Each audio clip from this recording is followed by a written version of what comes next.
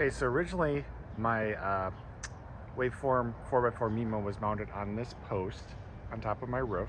Yes, that's a Starlight dish, which I'm no longer using. And right now we're looking basically south. I do have quite a line of trees, pine trees and whatnot, that are kind of to the south, west and west.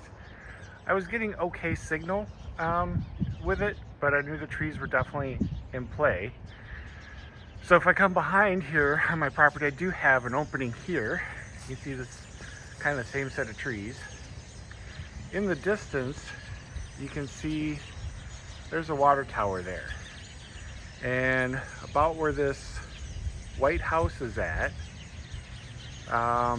just behind that white house, you can barely see it out there, but that is the cell tower that I'm looking to hit. Clear line of sight, no trees in the way. I do have a few more over here. There's another tower there, but that's not the one I'm wanting to hit. So what I did was I came out onto my property and I have a deck back here.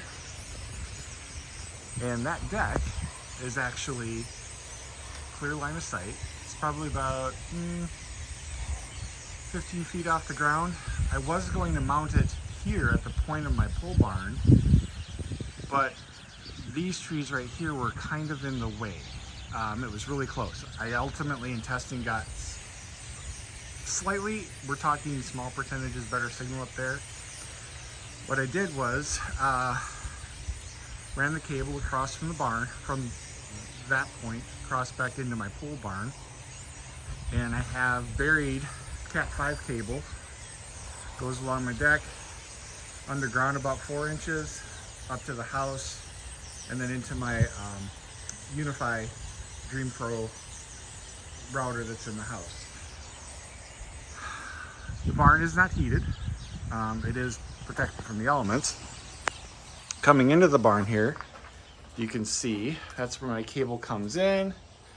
Also with the outdoor Cat 5, actually it's Cat 7, outdoor Cat 7 comes in, and I created this box, just a storage container.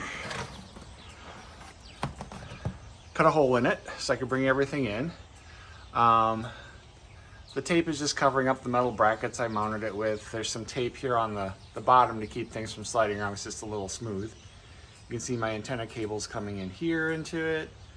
I do have a battery backup along with a way to remotely, should I lose internet, restart the device with a WISE outlet.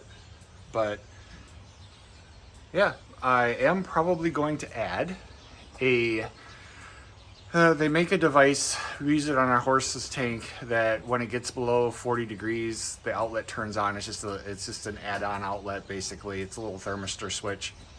It'll turn on.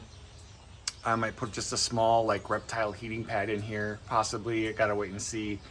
I could also add, they make the converse of that when it gets above 80 inside of here, I'd probably have that turn on a small little fan. That'll probably, maybe in the wintertime or summertime. So just kind of see how that goes. But that's my setup, and that has been working really, really well.